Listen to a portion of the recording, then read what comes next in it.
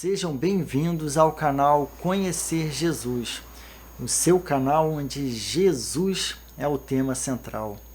Hoje iremos fazer um review do recente lançamento pela Shed Publicações do livro O Comentário de Tiago, de Douglas Moo, que faz parte de uma série de comentários exegéticos que reúne alguns dos melhores comentários traduzidos para a língua portuguesa.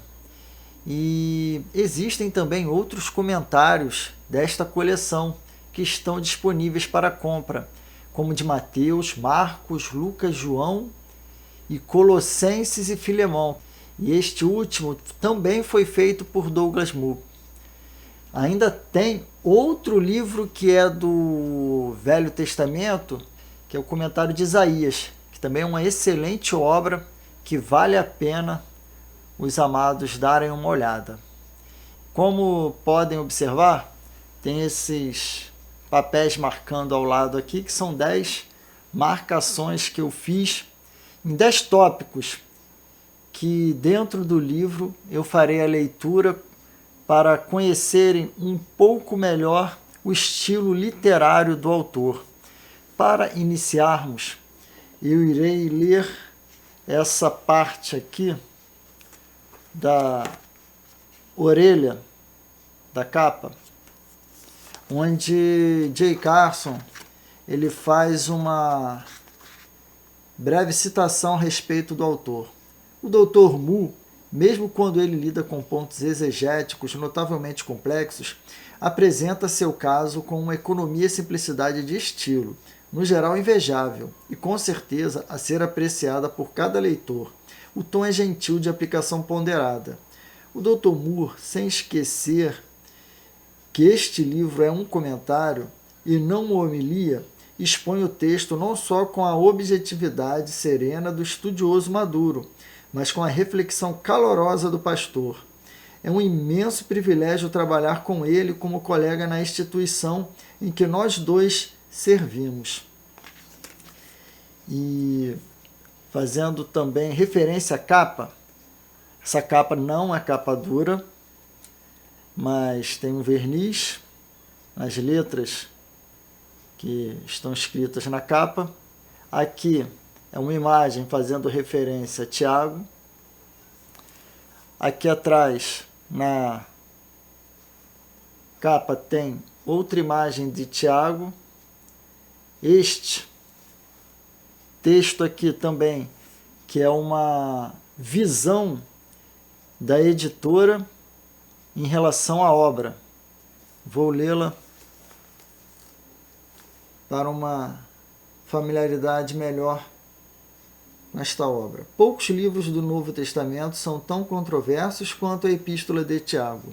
Seu lugar no cânone foi contestado por alguns dos primeiros cristãos. Contudo, a visão, às vezes negativa, da epístola entre os acadêmicos e teólogos está bem em contraste com a posição de Tiago entre os cristãos comuns. Poucos livros do Novo Testamento são mais bem conhecidos ou mais citados que Tiago. Essa epístola é provavelmente um dos 2 ou 3 livros do Novo Testamento mais populares na Igreja. A epístola de Tiago é muitíssimo prática.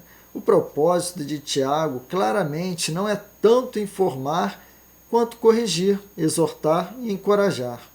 Ele toca apenas de forma rápida e alusiva na teologia, enquanto se concentra no resultado prático da teologia. O livro é, assim, atraente para os cristãos por sua concisão. Ele raramente desenvolve os pontos que apresenta de forma extensa, contentando-se em apresentar seu ponto e logo seguir adiante.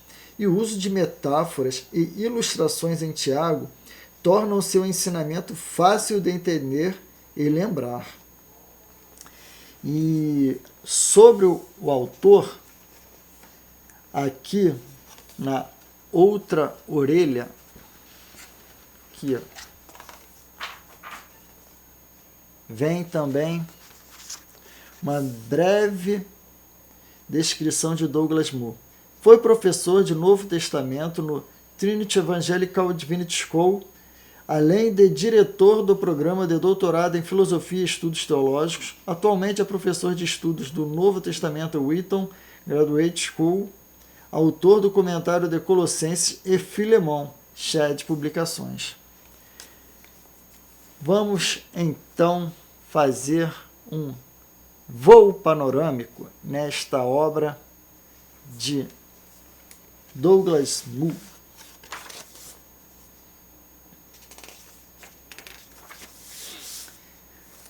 No sumário,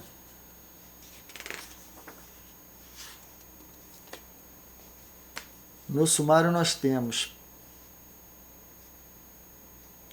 introdução, a epístola na igreja, a natureza e o gênero, o autor, o caso por Tiago, o irmão do Senhor, o desafio à percepção tradicional, a avaliação final, excurso, a ocasião e a data, os leitores e sua situação, data, teologia, Deus, escatologia, lei, sabedoria, pobreza e riqueza, a vida cristã, fé, obras e justificação.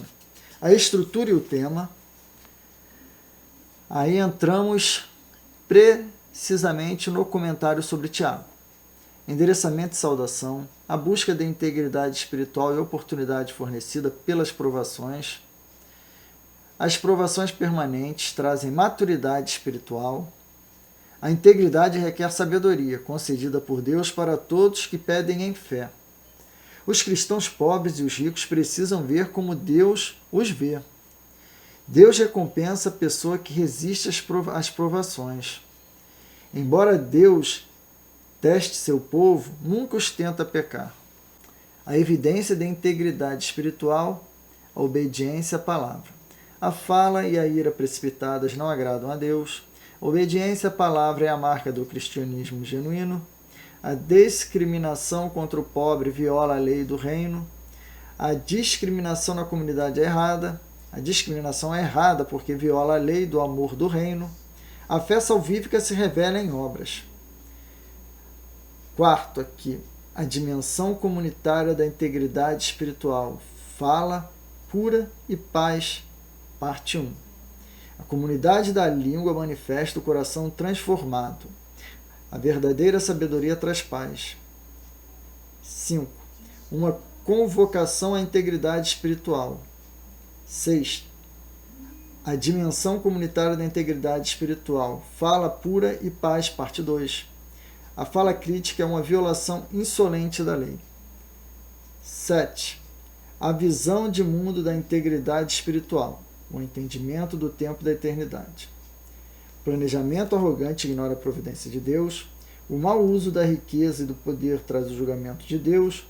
A resistência paciente às provações ganha a recompensa de Deus. Exortações finais. Evitar os juramentos, a oração e a cura, uma convocação final à ação.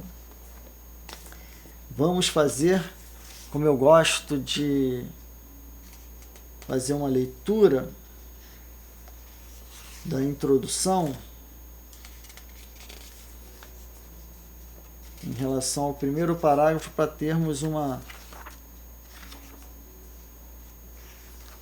visão de como o autor irá trabalhar na obra. Já dá uma saboreada aí no que nos tem reservado no interior deste livro. Poucos livros do Novo Testamento são tão controversos quanto a Epístola de Tiago. Seu lugar no cânone foi contestado por alguns dos primeiros cristãos. O reformador Martinho Lutero chamou de Epístola de Palha e a relegou a uma posição secundária no Novo Testamento. E os teólogos modernos descartam com frequência a Epístola como um remanescente do judaísmo, que não expressa de fato a essência da fé cristã. Contudo, a visão às vezes negativa da epístola entre os acadêmicos e teólogos está bem em contraste com a posição de Tiago entre os cristãos comuns. Poucos livros do Novo Testamento são mais bem conhecidos ou mais citados que Tiago. Essa epístola é provavelmente um dos 2 ou 3 livros do Novo Testamento mais populares na Igreja. Nas sessões de introdução que se segue, investigo apenas por que alguns teólogos têm dificuldade com Tiago. Mas por que Tiago é tão popular entre os cristãos em geral? 3 características da epístola parecem fornecer a resposta. Uma primeira que ele fala a primeira é que a epístola de Tiago é muitíssimo prática e os cristãos, à procura de orientação específica na vida cristã, apreciam naturalmente essa ênfase.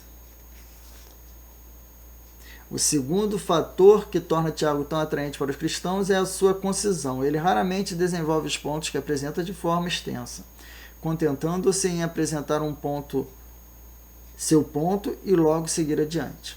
O terceiro fator é o uso profuso de metáforas e ilustrações em Tiago, tornando seu ensinamento fácil de entender e lembrar.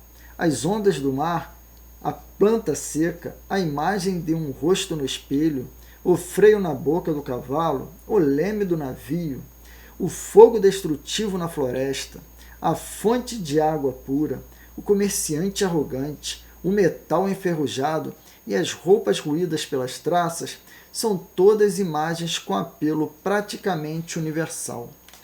Aqui o autor tenta desmistificar o que gerou muita controvérsia sobre a relegação da obra de Tiago por muitos teólogos, muito por conta de uma abordagem que Tiago faz sobre a relevância das obras para evidenciar a verdadeira fé.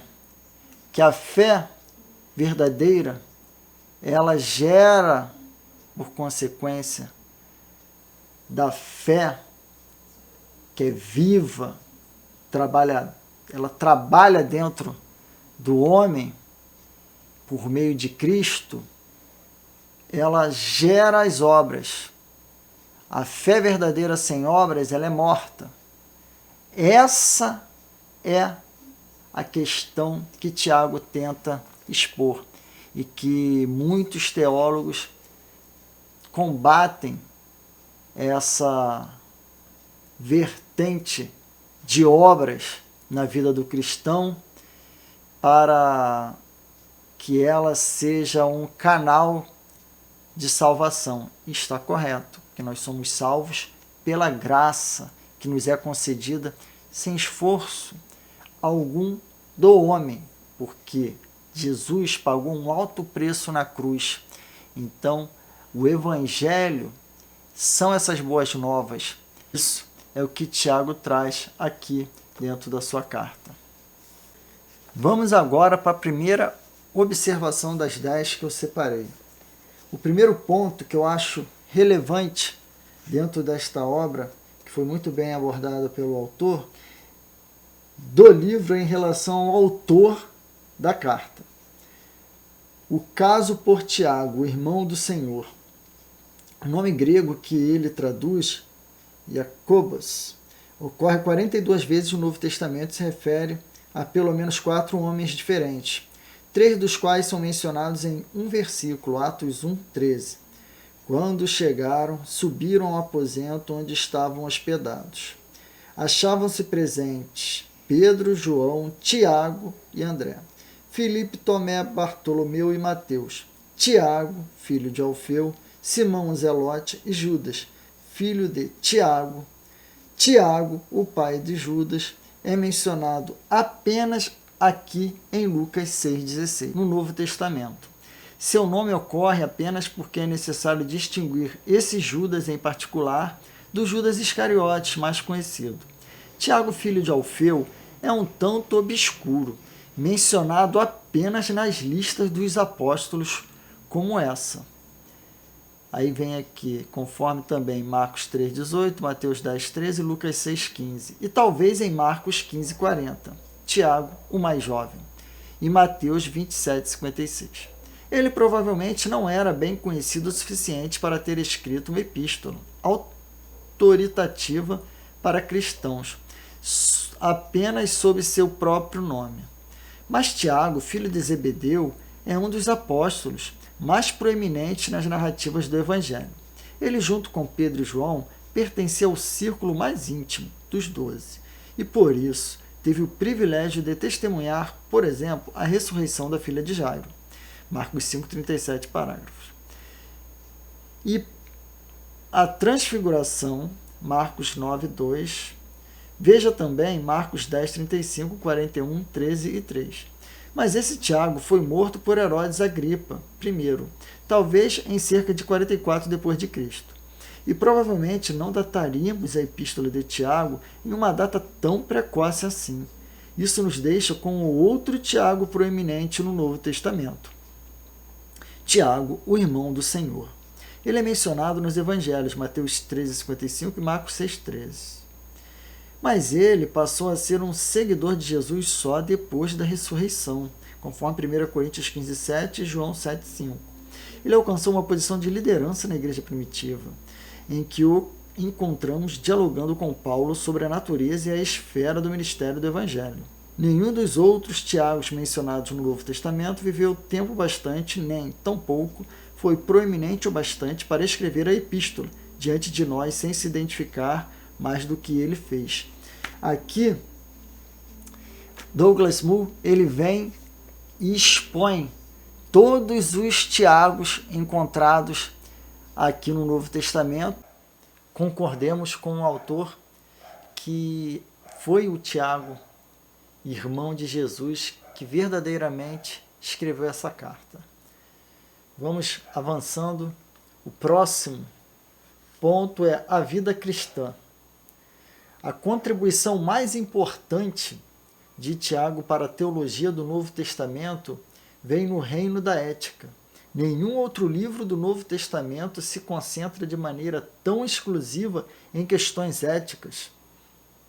Um tratamento completo desse tópico, portanto, exigiria praticamente uma repetição do comentário.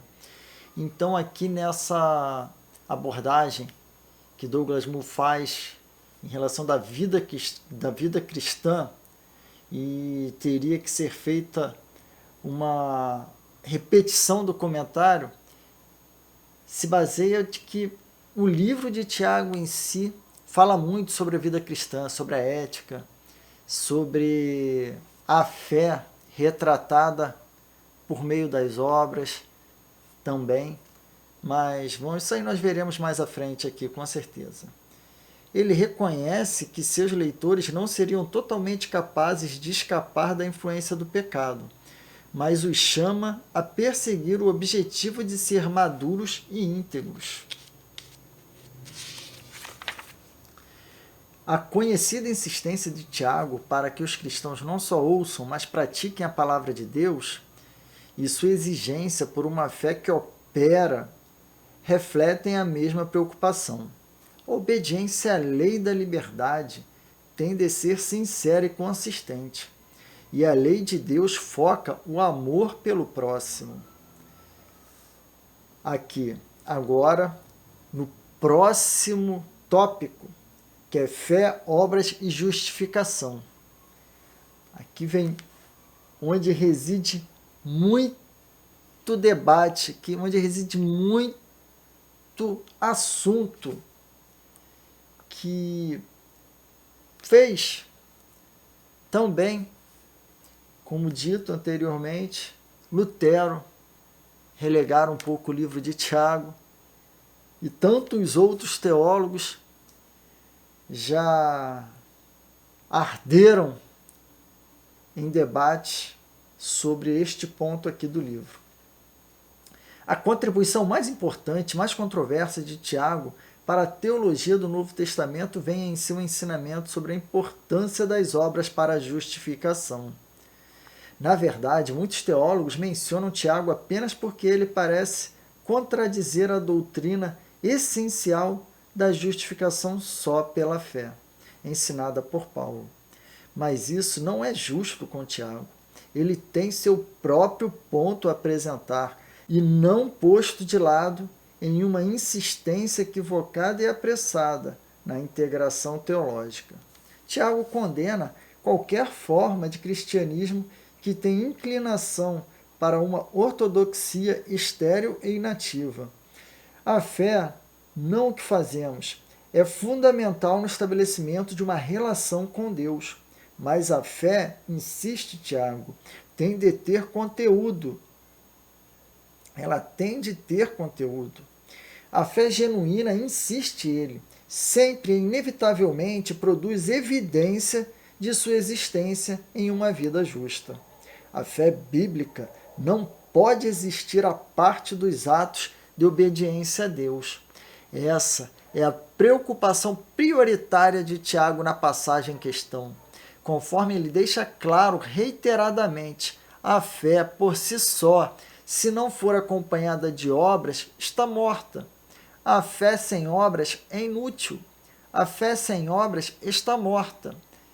Tiago, conforme já sugerimos, apresenta esse ponto porque veio a perceber que alguns cristãos, tendo entendido de forma equivocada o ensinamento de Paulo, estavam adotando uma percepção muito estreita da fé, confinando-a à profissão oral. Essa fé, conforme responde Tiago, não é de forma alguma fé. É uma impostora disfarçada de fé bíblica e verdadeira. Na minha opinião, em concordância também com Tiago, o perigo de se estabelecer apenas um foco no que seria uma fé verdadeira, muitos relegam a fé ao que nós poderíamos chamar, que torna um cristão nominal. Aquele cristão que diz ter uma fé em Cristo, mas é uma fé que não é reproduzida em uma vida que a fé que tem que produzir uma vida de amor, uma vida de amor ao próximo, uma vida de amor a Deus acima de tudo. E Jesus fala, quem tem os meus mandamentos e os guarda, esse é o que me ama. Então não basta os meus mandamentos, não basta pegarmos uma parte do Evangelho de Jesus e achar que cumprindo, fazendo a nossa fé expressar uma parte dela, a gente estará realmente com uma fé verdadeira. Não. A gente tem que ter muita sabedoria. Nós não somos justificados por nossas obras. Nós somos justificados pela graça em Cristo Jesus.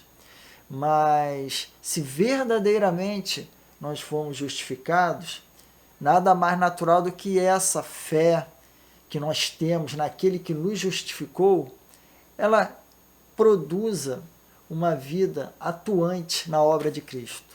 Isso aí eu verdadeiramente concordo com o Tiago.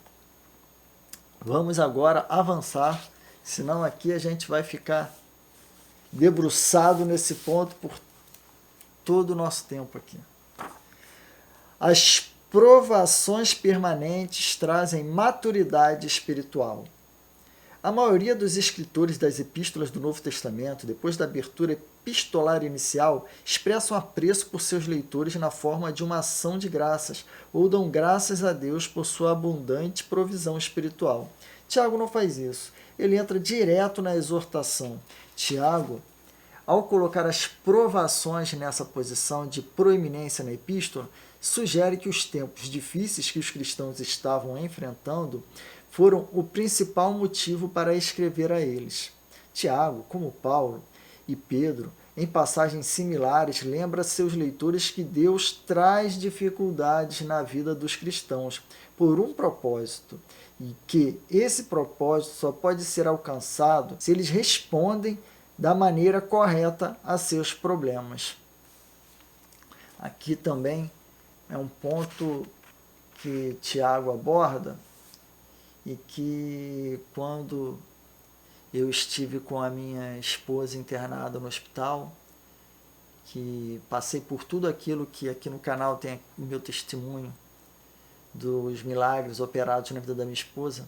Então, tudo aquilo que nós vivemos, eu, mediante a fé em Cristo, eu respondi com Deus me dando capacidade, eu creio, porque tudo que nós façamos, nós operamos por meio de Cristo em nós, por meio de Deus em nós, nos levando, nos conduzindo a agir de certa maneira, mas nós temos a nossa responsabilidade. Quando Deus ele conduz, ele te mostra o caminho e cabe a nós respondermos da forma correta a esse caminho que nos é proposto. Então aqui, quando os problemas, quando as dificuldades chegam na vida do crente, na vida do cristão, a forma como ele vai reagir é a forma que verdadeiramente retratará onde é que está o coração, onde é que está a mente, onde é que Deus está no coração e na mente dessa pessoa. Como é que está o coração?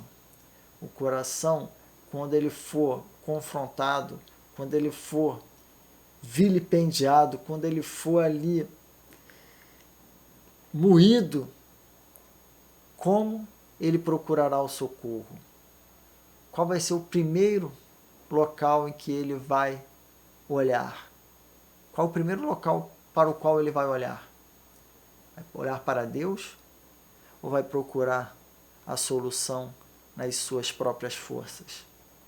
Então, a maneira como o homem responde às dificuldades às quais eles, no decorrer da vida, são chamados a responder, ela vai ser determinante para dali em diante a vida dele tomar um novo rumo, ou esse rumo para o qual ele já vinha conduzindo a sua vida, ele terá muita dificuldade. Então, o mesmo Deus que concede sabedoria para entendermos a verdade, entendermos tudo aquilo que Ele tem para nós, para nos transmitir dentro da sua palavra, nas suas escrituras, Ele também pode nos conceder, com certeza nos concede, a sabedoria para nos destacarmos nos estudos, em nossa vida profissional, em nossa própria vida secular. É também uma sabedoria que Ele nos concede, verdadeiramente concede também aos ímpios, concede a todos nós, tudo vem de Deus.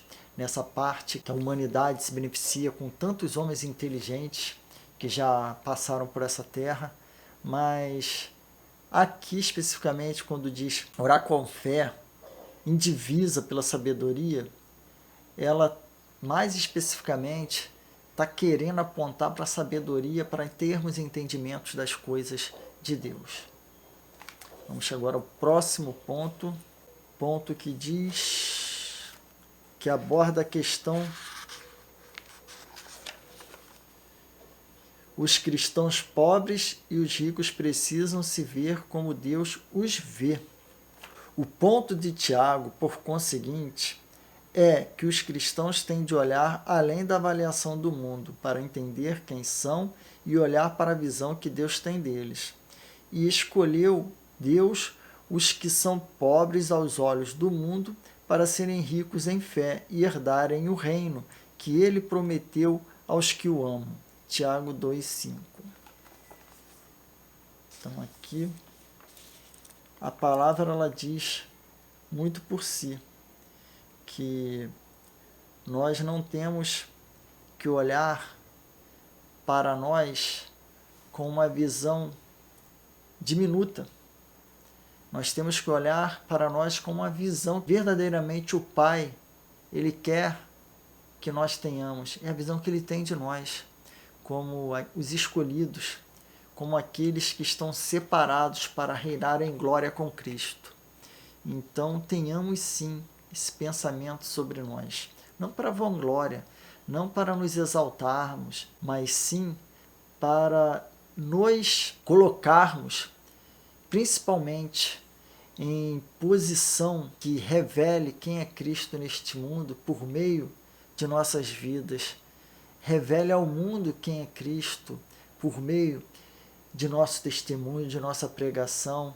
Então, dessa forma, a gente não pode ter uma visão equivocada sobre quem somos nós aqui nesta terra. Vamos ao próximo, avançando. Deus recompensa a pessoa que resiste às provações. Claramente, o propósito global de Tiago neste versículo é encorajar os cristãos a aguentarem as provações com fidelidade, para que possam receber a recompensa prometida por Deus.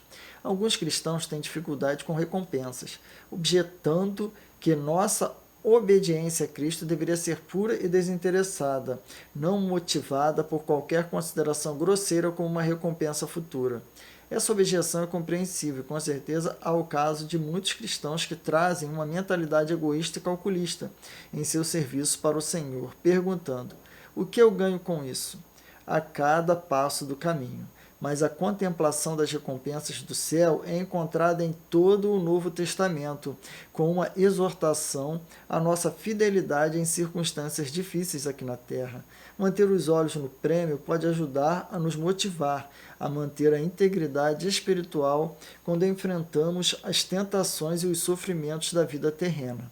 Além disso, como Milton observa de forma apropriada e hábil, as recompensas são de um tipo que apenas um cristão verdadeiro seria capaz de apreciar. Que nesse ponto aqui é baseado na motivação. Nós não temos que fazer as coisas motivados, na minha visão, sempre aquele evangelho mercadológico que muitos falsos mestres têm pregado nos dias de hoje. Aquele evangelho que o diabo ofereceu a Cristo no deserto. Então, o reino deste mundo, aqui Tiago aborda sim, como uma recompensa lá no reino celestial.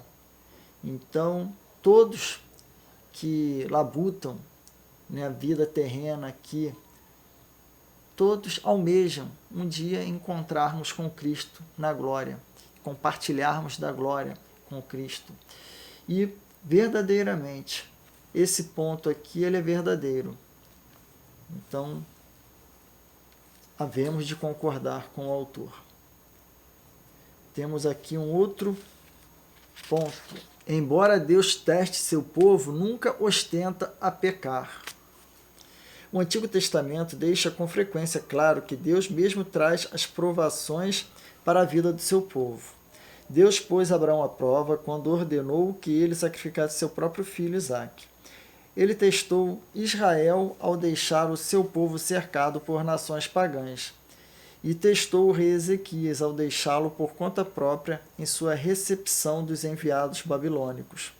Mas, embora Deus ponha à prova ou teste seus servos, a fim de fortalecer sua fé, ele nunca tenta induzir ao pecado e destruir sua fé. Aqui é de compreensão global. Aqui ainda tem mais. Por isso, Tiago insiste que Deus não pode ser tentado pelo mal. Então, havemos de concordar que a própria palavra de Deus nos diz que o homem ele não será tentado acima da sua capacidade de resistir. Então, se Deus estivesse tentando, quem somos nós para resistirmos a Deus? A fala e a ira precipitadas não agradam a Deus. A pessoa sábia, lembra-nos Tiago, por essa razão, aprende a controlar a emoção da ira e, assim, elimina uma das fontes mais comuns da fala precipitada e não sábia. Os psicólogos declaram às vezes que as emoções, uma vez que são um produto natural da personalidade, não podem de fato ser controladas, mas apenas reprimidas ou ignoradas. Mas a exortação de Tiago aqui, e muitas exortações bíblicas similares, presume algo diferente. As emoções são um produto da pessoa em sua totalidade, e a pessoa, pela graça de Deus e pela obra do Espírito, pode ser transformada de forma a trazer as emoções alinhadas com a palavra e a vontade de Deus. Aqui observemos bem esse último trecho. As emoções são produto da pessoa em sua totalidade. E a pessoa, pela graça de Deus e pela obra do Espírito, pode ser transformada de forma a trazer as emoções alinhadas com a palavra e a vontade de Deus. Então, aqui está bem claro que, pela graça de Deus e pela obra do Espírito, o ser humano ele pode ser transformado de forma a trazer as emoções alinhadas com a palavra e a vontade de Deus. Então, aqui essa situação de que a falha e a ira precipitadas não agradam a Deus, ela é muito verdadeira. Então, nós temos que ter muita oração, nós temos que ter o que Jesus nos pede para termos espírito de mansidão, para quando formos colocados em uma situação difícil, nós possamos estar com um pensamento não iracundo, mas um pensamento sim, como Cristo pregou, de oferecermos a outra face, de oferecermos perdão quando tivermos a razão. Então, são ensinamentos bíblicos que nos ajudarão a não pecar. Irai-vos, mas não pequeis. É o que Paulo nos ensina. Vamos agora, uma convocação à integridade espiritual. Ponto muito interessante aqui, que Douglas Moo aborda da seguinte forma: ele nos concede graça potente o bastante para se opor a esses e todos os outros espíritos malignos. Se, no entanto, o versículo 5, conforme argumentamos, descreve o zelo de Deus por seu povo, Tiago, portanto, nos lembra aqui que a graça de Deus é completamente adequada para satisfazer as exigências impostas a nós por esse zelo. Nosso Deus é um fogo consumidor, e sua exigência de lealdade exclusiva pode parecer aterradora, mas nosso Deus também é misericordioso, gracioso, amoroso e disposto a suprir todas as suas exigências, que abrangem todas as facetas de nossa vida, conforme Agostinho disse: Deus dá o que exige. Vejamos o nosso penúltimo ponto. O planejamento arrogante ignora a providência de Deus. A resposta à pergunta sobre a vida vem no fim do versículo. Vocês são como a neblina que aparece por um pouco de tempo e depois se dissipa. Neblina traduz uma palavra relativamente rara no grego bíblico, atmis, que também pode ser traduzida por fumaça.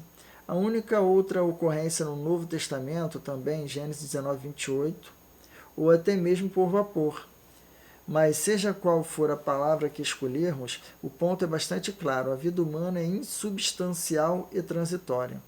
Está aqui no minuto e no seguinte se foi. A doença, a morte acidental ou a volta de Cristo podem abreviar nossa vida com tanta rapidez quanto o sol da manhã. Dissipa a neblina ou como uma mudança na direção do vento desfaz a fumaça. O último ponto agora, oração e cura. Antes de deixar esse versículo, temos de voltar a perguntar sobre a promessa aparentemente incondicional de cura lançada por Tiago aqui.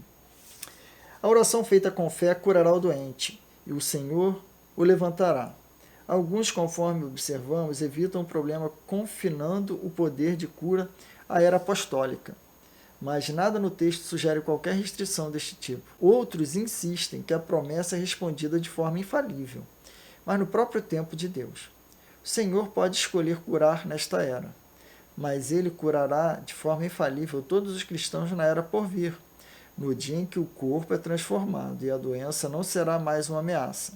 E o verbo egeiro, levantar, pode apontar nessa direção, uma vez que é aplicado com regularidade no Novo Testamento para a ressurreição. Mas essa interpretação, embora apropriada da perspectiva teológica, rouba do texto presente seu ponto real.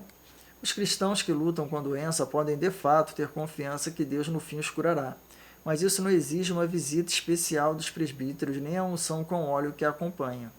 É, por assim dizer, parte da própria salvação deles, garantida a eles como um dom de graça pelo Senhor.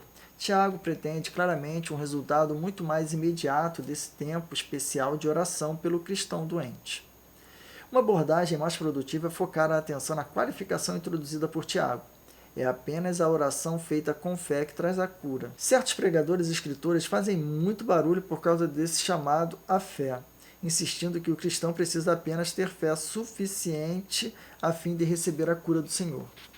O resultado devastador dessa linha de pensamento é que os cristãos, quando oram e não são curados, tendem a lidar com um fardo duplo, acrescentar ao seu desafio físico a suposição de que lhes falta fé suficiente.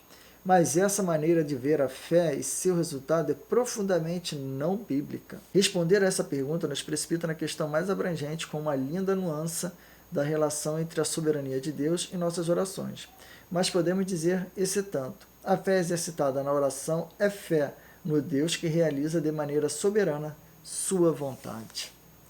Verdadeiramente aqui é um ponto que muitos divergem a respeito da oração e o poder que há nela.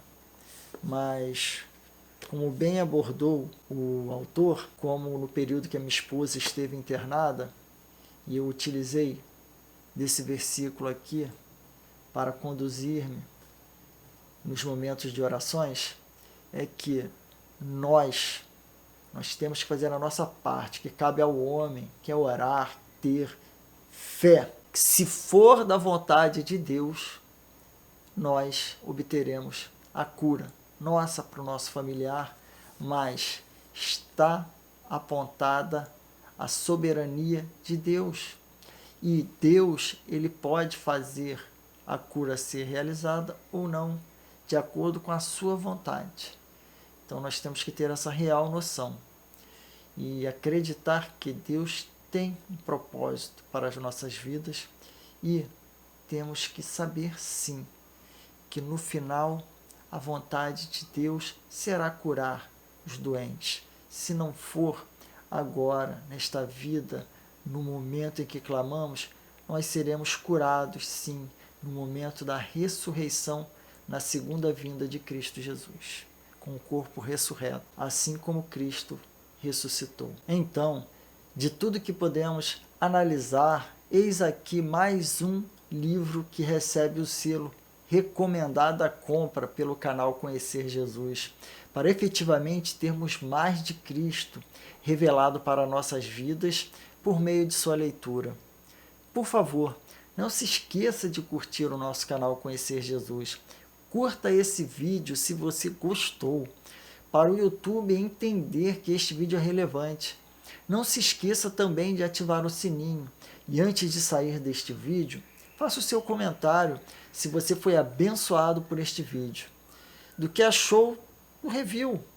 E aproveite para colocar o nome de algum outro livro que você deseja ver pintando aqui em um review no nosso canal futuramente. Lembre-se, não se entregue ao problema, se entregue à salvação. Venha conhecer Jesus.